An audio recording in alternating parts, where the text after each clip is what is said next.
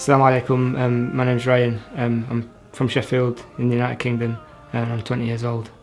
I can remember my first day at school, in primary school, because it was my brother's first day in secondary school as well. So I remember going to school and like him in his new uniform and stuff. And I remember my mum weaving me and stuff. I can remember that from primary school, and that was my first memory probably. And I remember being a bit apprehensive because it's your new first day at school, sort of away from your mum, and that's my first memory of primary school. I've got quite a good relationship with my mother and father. I can remember when I was little, I've always been a bit of a mummy's boy, so I can remember sort of a bit. It's a bit like a game, me and my mum versus my dad a bit. And so not like a gang as such, but that was always sort of the thing. It sounds a bit worse than it is. Like obviously I was still friends with my dad, but like for joking about, me and my mum sort of used to like gang up on my dad a bit, because like he'd sort of, I remember like when I was little, he'd sort of pretend to he'd like put a fist up to my mum, and just to get me annoyed, and I'd sort of go and try and get him and stuff. So it was very nice. I had a very nice childhood. And because my brothers and sisters, they're much older than me. My brother's 28, my brother's 27, sorry, and my other two sisters are 29 and 30, so they're quite much older than me. And my mum always called them the kids, so they were sort of like, they were a bit, because they're much older, they sort of took on a semi-parental role, and that's how, so like when there's my brothers and sisters, but I see they're sort of authority, if that makes sense, because they're much older, they're sort of a semi-authority. So that's how sort of the family structure is. My brother, he's sort of, I don't know the best way to phrase it is, but he's a bit, because obviously he's much older, he sort of, when my dad wasn't there, he sort of took on a much more authoritarian role, because like my dad's quite laid back. But my brother, he's like, if he wants me to do something, he'll come down quite hard on me, so to speak. So that's I've kind of grown up with that sort of, not to mess with my brother, because it's fine. Like I can joke about with him, but like there's a certain, he's got a kind of authority. And my sisters, I'd say that they were kind of more, because they weren't as. My brother's sort of, I think my brother's not an apprentice, so to speak, but my brother's he's sort of taken me under his wing, so to speak. Whereas my sisters, they've taken a more, not a standoff role as such, but they've been a bit more, I don't see them as having an authority, like, I wouldn't say my brother's got an authority, but I don't see them as having like sort of a authoritative role over my behaviour. So that's what I've grown up with. I've sort of grown up with, because they're much older. I was the young one, and then it was sort of like a hierarchy. So there was me, and then my brothers and my sisters, and then my parents as the final authority. But they're sort of the mid ground, because I can tell my brothers and sisters, like not now obviously, but beforehand when I do sort of things that you shouldn't be doing, I could tell my brothers and sisters, because they're sort of powy, and they'd like put me in line if it was something really bad, so it's sort of like a preliminary. It's sort of like a preliminary. It's hierarchy, so that's sort of what I've grown up with really. I remember being quite nervous because like at primary school, I was everyone knows me because it was quite a small primary school. It's probably only like 200 or 300. There was probably about 20 in each class, and there was obviously only 7 years. So everyone knew me. And obviously when you go to, it's sort of the analogy of a big fish in a small pond and then a small fish in a big pond. So it was quite, obviously you've got to adapt to that. And I remember being quite nervous about it, as you are really. And on the first day, I sort of, I tried to sort of, I overcompensated because I'm built quite little, and I've grown. Obviously, I'm not so little now, although I'm still quite little. But when I was younger, I was really little, so I sort of had to overcompensate for it, and I'd try and sort of, I'd do things to get me popular. Like I'd behave up in class. I'd do things like this just to make, obviously because I'm little, it was probably, I can only sort of rationally think about it now, but subconsciously it was probably sort of a defence mechanism. And even in secondary school as well, I didn't really stick with a group of friends. I think in secondary school I can count 5 or 6 different groups I'd hang about with. So I was I didn't have a stable sort of group of friends until I got to about 15, and then obviously it's when you're leaving school, and I'd sort of built relationships properly. But throughout secondary school I didn't really properly build a proper friendship with anyone, because I always had sort of a defence barrier. My parents, in terms of rules and boundaries, they set boundaries, but I wouldn't say I was hanging about with bad people, but I was hanging about with people who didn't have that. So I'd sort of, shamefully, ignoring them's a strong word, but I'd sort of treat them a bit, sort of, like they were guidelines, but they weren't definite. In terms of like drugs and things, they're very sort of harsh against drugs, but not with alcohol. So I suppose in terms of boundaries, they set them, but I saw them as guidelines as opposed to definite, like strict boundaries, whereas they probably set them as definites. Whereas I was going out, I was staying out late-ish, because they set me boundaries for like 9 o'clock and I'd stay out till like 10:30. So that's, and they'd tell me off, but not severely. It'd just sort of be a slight reprimandment where, when you're a teenager, I sort of was like, oh, well, if that, you sort of, you learn by punishments and rewards, or at least I did. So because I couldn't see a punishment as such, I'd think, oh well, it's not that bad, so I can continue to do that. My parents, they're not very religious really. They do Christmas, sort of typical British family. They celebrate Christmas, they like Easter eggs, etc., etc. But they're not very. They don't sort of have a connection with God. But my auntie, she's very religious. She's a Christian. So there's sort of been an outward religious kind of thing, but I never took notice of it because my family are quite passive about it. And if you sort of bring up religious sort of things, they think, oh, here we go again, or not, or at least that's how it seemed to me. I may have inflated it myself. However, that's the impression I got. So my auntie was sort of, my auntie's very religious. She's a Christian. She goes to church every Sunday. She takes part in like church community activities and things. So I've had there's been an out. So I've known a significant amount about Christianity. But in terms of my parents, there wasn't much religion in the house at all. No. I remember one time when I'm not sure how old I was. It must have been when I was about 8 or 9. Because it's a bit of a vague memory, it's not like vivid. And I can remember going to this thing where, I'm not sure what it's called, but you go to church and you have like oranges with candles in. And I remember going to that one time, my auntie took me, and I think my brothers and sisters went as well. And because it's not a vivid memory, I can't remember much, but I just remember being in sort of a dark hall with an orange and a candle in it. And that's like the only thing I can sort of remember in terms of religious rituals.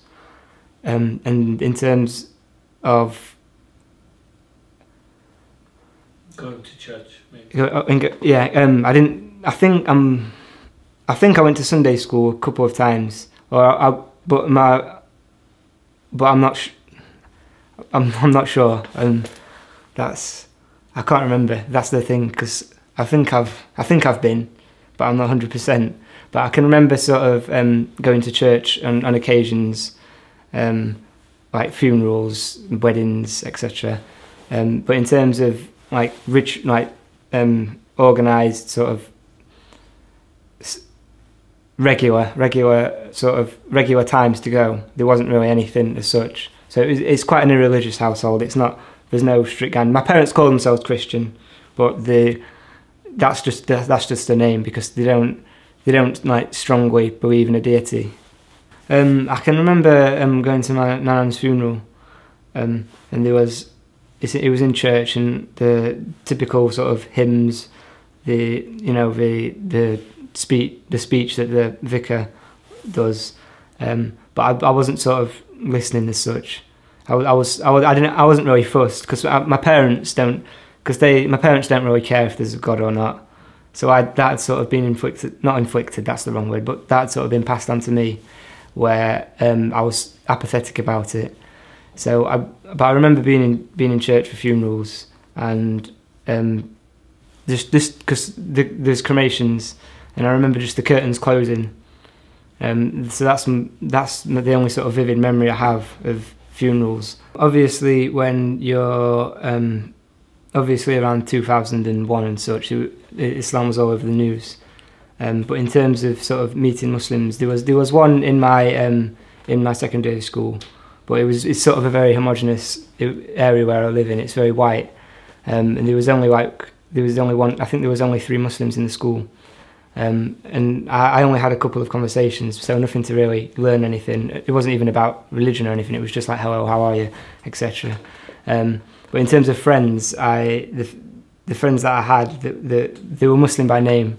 Like I met them in drinking places, going out to like bad places. So they weren't very religious at all. And until I sort of got to college, and so that was in college. And until I sort of got to about 17, I didn't really know anyone who who was quite religious. And then there was only 1 or 2 people who I'd have conversations with here and there, but not discussing religion or anything.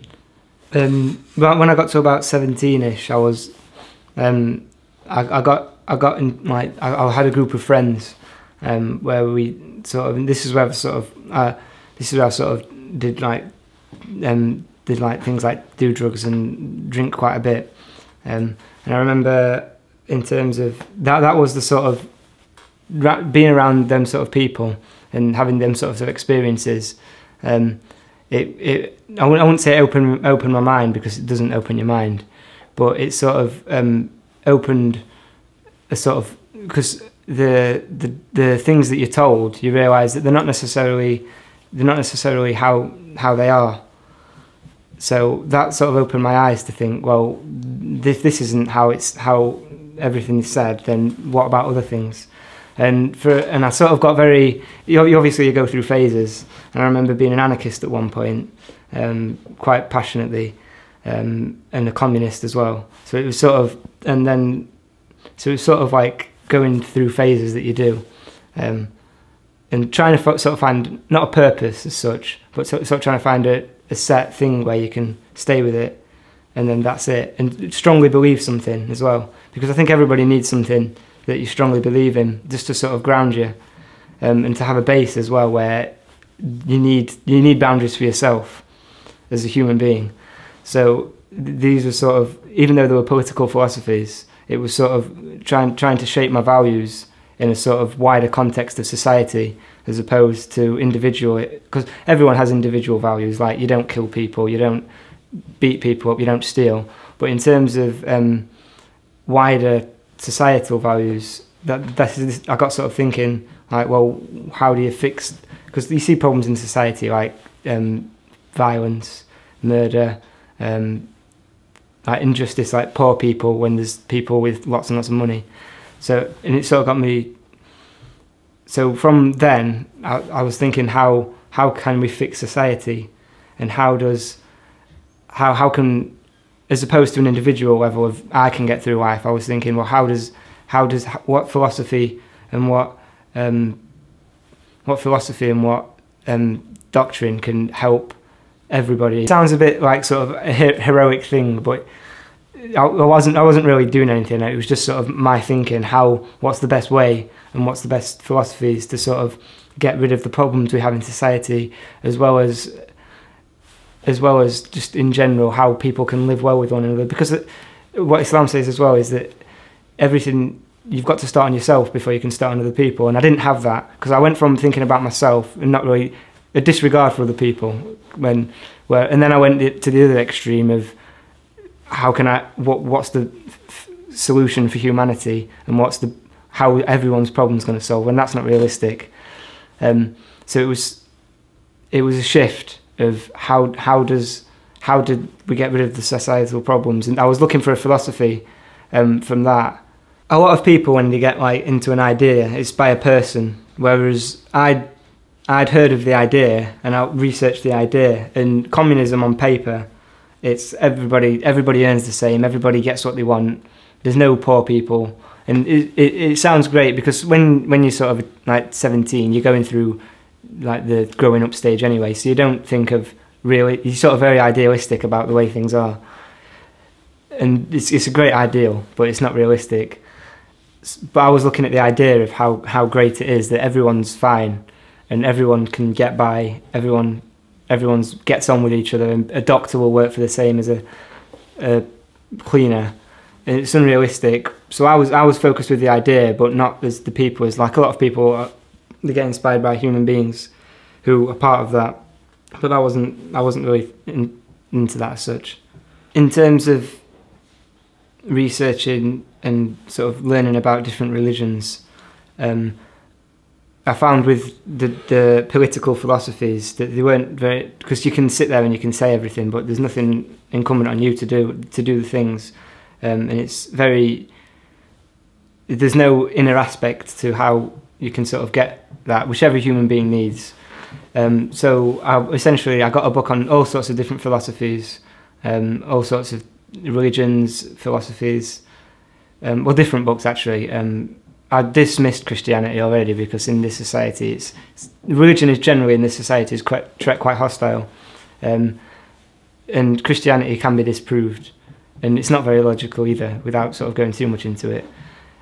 So I dismissed that, but I was sort of focused on Eastern religions like Buddhism, on Taoism, on these are other religions like Chinese sort of Eastern religions, and as well as Islam. But I found I did an eliminatory process, so to speak. If something didn't match up, I'd think, well, that's not for me. I'll leave that alone. And with the sort of Chinese, sort of Far Eastern religions, it's values to live by, but they're nothing spiritual. Like with Taoism, from what I read anyway, there were shamans and who did magic. And with Buddhism, there's no God either, and there's no outward influence. It's just this, and I found that, and also there has to be in my mind there had to be some external force. Like for a while, I was a deist, which is that God created everything and He's left everything alone. So everything that's going to happen has already happened, and it's not an active God basically. He created everything and then left it. So I was like this for a long time, but not actively or anything. I wasn't very spiritual. That was just sort of an idea, and it was essentially an eliminatory process where I eliminated a lot. I was reading about them all at the same time as well, and what I liked about some religions, I found they were in Islam anyway, except they were more emphasised in Islam. And the more I read about Islam, there wasn't any. The only proofs, the only things that they could have against it was, oh, there's no God, it's just rubbish. There wasn't any actual real proof against it. It was sort of opinions that people don't like about it. And as I researched more into it, it seemed to make sense. It sounds cliche, it sounds really cliche, but it seems to it's an all-encompassing religion because it covers everything. Like it covers it gives you obligations that help everybody. And the interesting thing is though, whilst I was sort of researching, and it got to a point where I'd sort of abandoned everything else because everything, as I said, everything that was in other religions that I liked, it was in Islam, but it was emphasised more. And I think every Muslim has to research other religions just to see how magnificent the gift that we've got from Allah, because everything everything that you like and other things that you may think you like, it's already here for us, but it's better. But back to it, as I was like sort of researching as well, when I was 17, I was doing very haram things, but I came back to them when I was sort of 19, because what had happened was because I got into, when I was 17, I met new people and I was hanging about with them, but my old friends, when they were 19, they were just getting into that. So it was sort of coinciding. I was reading more and more about Islam, and it was also, I was researching Islam for about 9 months. After I'd eliminated a lot of the other religions quite early on, and then my main focus was just reading about Islam to see if it was the religion of God. And the more I read about it, I was reading books that I'd been given. A lot of research is online because there's an abundance of material, even though it's very sort of Salafi orientated. The core principles of sort of Tawheed and the prophethood, that's there.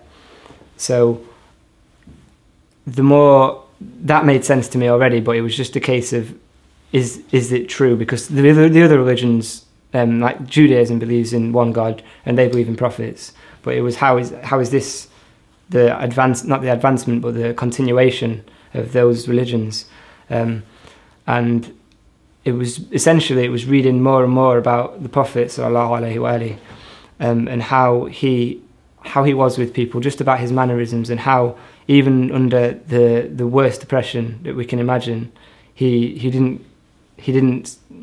There's an example from the Prophet sallallahu alaihi wasallam where he was preaching the message, and then the Quraysh, they said, "We'll give you everything, just stop preaching it," and he didn't. And that was a very poignant moment, because that proved that he wasn't doing it for the sake of what people would say. Like, he was doing it, like some people say religion is a controlling mechanism, whereas he would, if that was the case, he would have taken what he needed and then controlled the people. But that wasn't what he was about. And also in the Quran, there was an article I read, and it was about the scientific miracles in the Quran, and obviously the one about the progression of the fetus in the womb, and also things about like the barriers in the seas. There's no way for I don't want to sound disrespectful, but there's no way a man 1400 years ago can know anything like this. And that was another thing, that this book wasn't from Earth. It was from an exterior place. Or it was external. It came from an external place, and because these things can't be known, it's just simply they can't be known. And also, the more you read it, it resonates with you. Like, there's a verse for everything, and there's no way a man over the space of 23 years can possibly at all do this, and for it to last and resonate with the human being for as long as it has. So, and that was another thing. It was realizing that the book of Allah was not from Muhammad sallallahu alaihi wasallam. It was from another place. It was from Allah. I was very much at a crossroads kind of thing, because I'd watched a lecture on the Messenger of Allah sallallahu alaihi wasallam, and something that was said made me cry. So by that point, I'd already sort of gone past the threshold. I was not technically, but I believed in myself that I was a Muslim, but I was also living a sort of haram lifestyle ish, not terribly so, but I was doing things here and there, and it was coming to very much sort of a crossroads, and I had to decide at some point, because I kept putting it off, because I'd already decided, and I kept putting it off, thinking, oh, I'll do this later, but there comes to a point where I don't know how long I'm going to live. I could die tomorrow, you could die tomorrow, anyone could die tomorrow, and if you don't make that, if I died in that state, then I wouldn't be a Muslim. I hadn't said my shahada, so that was me done. So I had to get to a point where I'd not frighten myself, but realise the reality of what was going to happen if I didn't do it soon. And then eventually I was like, enough's enough. and I took my shahada. I took my shahada in the masjid with a couple of brothers, and they were all right, yeah, and then we went out for some food afterwards. I recognised that there was different sects almost immediately because it was around the time of the Mawlid of Rasulullah sallallahu alayhi wa alayhi. And then I heard people saying this is an innovation, this isn't an innovation. So I'd already realised by then there was quite a significant split. This was almost immediately, like literally about a week after. So then I'd realised that there was sort of different paths to choose. When you're very new, the Salafi religion. It's very simple, and it's because they don't follow anybody. They just say if you can find something that disproves somebody who's studied all their lives, then you go with that and ignore that. So that's for someone who's new. That's very easy. And also the people who shout the loudest get heard, and they're the ones who shout saying innovation. This is shirk. This is bid'ah, and etc. etc. And when you're new, you're just concerned about being safe because there's a numerous hadith about the penalties of innovation and setting up partners to Allah, and so you just want to be safe. So I wasn't Salafi, but I was leaning-ish that way because it seemed safe, and it's easy to get scared into that sort of idea that nothing, that's it. But I found that it's unspiritual. But at least I found that anyway. I can't speak for everybody, but I found it lacks spirituality for me. Probably about 5 months. It was probably about 4 months later. I was at a lecture, and somebody and the speaker said that Hassan and Hussein they are the leaders of paradise because obviously they're the leaders of the youth, but nobody enters into paradise as an old man. So as soon as I found this out, I was like, who are these people? And why I don't understand why there's not a huge focus on them, and how can people be better than these? Obviously, except the Messenger of Allah sallallahu alayhi wa alayhi. There's no, how can somebody be better than the leader of the people of paradise? So I was, and obviously the school of Ahlulbayt is very focused, rightfully so, on the guarders of the religion.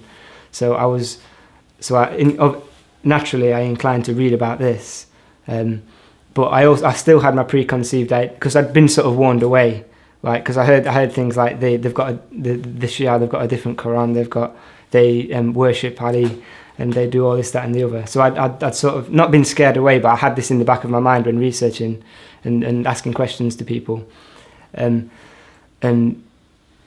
the more I found out. It was around the time of the martyrdom of Fatima, salamullah alayhi, and so this was obviously I read into this straight away.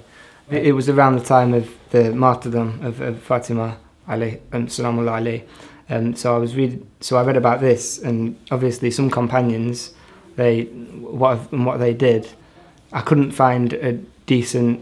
There was no response because even in the books. Even in Sunni books, it says that they went to the door with firewood, but there's no if Fatima is a part of the Messenger of Allah sallallahu alayhi wa alayhi, then why do you go to somewhere to try and gain allegiance from her? Isn't she right? That was the logic that was in my head, obviously. So I couldn't. There wasn't a decent response for me, and the questions that I was asking because I wouldn't say I was looking to disprove the Shia, but I was trying to find answers that could be put up against it, and the only answers that I was delivered was, "Oh, you're in dangerous land. Don't read into this." So the religion was perfected before the Messenger of Allah sallallahu alayhi wa alayhi died. I got in contact with a friend who was a Shia, and he took me to a majlis, and I went to that. That was actually the majlis of the martyrdom of Fatima salamullah alayhi. So I went to that, and then afterwards we went to the Shia Centre in Sheffield, and I got a book called Peshawar Nights, and I read this book whilst also looking for things to say. I was looking for answers to what this was saying, but I couldn't find any because it's all in Sunni books, and what has happened is it's recorded in everyone's books. And reading this book, I learned more and more, And also before, after I'd realised what had happened to the Prophet's daughter, that was enough for me to dismiss the religious guidance of these people, or any credibility that they have. Because for me, and for any Muslim really, if the Prophet's daughter is under attack, then there's only one allegiance, because he's from the Prophet. So obviously the credibility of these individuals for me isn't there anymore. So and reading this book as well, and also just trying to find responses from the Sunni imams that was in Sheffield, I couldn't find any reasonable ones, because they wasn't giving me anything to sort of go with and stay here. So it was becoming more and more evident that there's a cover-up somewhere along the line. It's either complicit or it's just ignorance. And obviously, I don't want to. Obviously, not people aren't ignorant. People can go by themselves. I don't want to say that, but there's only, even just a scratching the surface, you can see something quite clearly. It's not how it is, and it's not how it's said to be. And also, if everybody was friends and everybody got on, then why, less than 70 years after the death of the Messenger of Allah sallallahu alaihi wasallam, how come his grandson is left alone in Karbala, and how come he's got no companions, and the other person has a massive army? This doesn't happen if everybody's friends, because it gets passed down. So clearly, somewhere along the line, something's gone terribly wrong. And all these things, it's too much of a coincidence. And also the arguments, it's either one school is the creation of a Yemeni Jew who would have been dismissed immediately, and also a lot of Shia, the Sayyids. So how can all these people who are descendants from the Messenger, as well as normal people as well, or everybody's normal, but you understand, how come 15% of the entire Muslim Ummah has been taken away by one silly little Yemeni Jew, compared to the other thing, which is the religion has been polluted and manipulated for political power? So it's a no-brainer for me. And then it came to a point again where it was either go with what seems logical, or go with what would be nice to believe. And I came to a point where I had to choose, obviously, the one that the evidence supported and that history supports. So that's when I became Shia. The story of Imam Hussein alayhi salam, it's hard to comprehend. It took me a while to understand how it all happened, because I don't understand how it does happen to the Prophet's granddad, the person who's been sent as a mercy to all mankind. How does 60 years after he has gone, how does his progeny and the guardian of the religion, how does he come under fire from the enemies of Islam? And the first time I read about this, it was very hard to not believe. It was hard to believe almost, because I don't understand how it happens. How can this happen when everybody's friends? How does it happen at all? Anyway, I was mentioning things to Sunni brothers, but they didn't seem to be.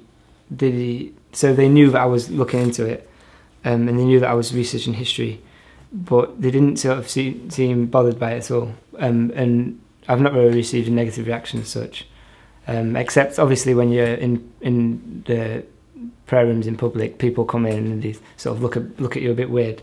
But as far as the people I knew, they're not too fussed. My parents, they've been okay, but they're still a bit they can't understand it quite, because obviously it's to a British family, it's quite strange that somebody will go for a religion that's not Christianity. So understandably it's strange for them, but they've not voiced any concerns as such. But they're still a bit. I can still tell they're a bit sort of uncertain as such, but they're generally fine with it. Alhamdulillah, they're fine with it, and generally. I'd like to think that when speaking to my parents, I bite my tongue a lot more, and I don't answer back as much as, well, I try not to at all. But and also in general I try and do things and I'd be dutiful to my parents. I'm still not as good as I should be. I don't think anybody is, but I've got better. I've noticed myself. I've controlled myself a lot more since. I found it relatively easy to adapt to the prayers. The morning prayer takes some adjusting to, but and it's obviously something you can't. You try to, but even sometimes now I still miss it. May Allah forgive me, but I adjusted to the prayers very easily. In terms of fasting in Ramadan, that was fine, because previously when I was researching into it, I fasted a couple of days just to see what it was like. So I sort of didn't know what to expect, but I had a previous experience, so I was relatively. After the first couple of days, obviously everyone feels it quite bad, but that was fine. Well, for me, it's quite simple. I either do them or I don't, and then I'll be judged as such. But in Sheffield, there's not a big Shia community at all. But there's a couple of brothers who I do know, and we sort of hang about in a sort of secure unit.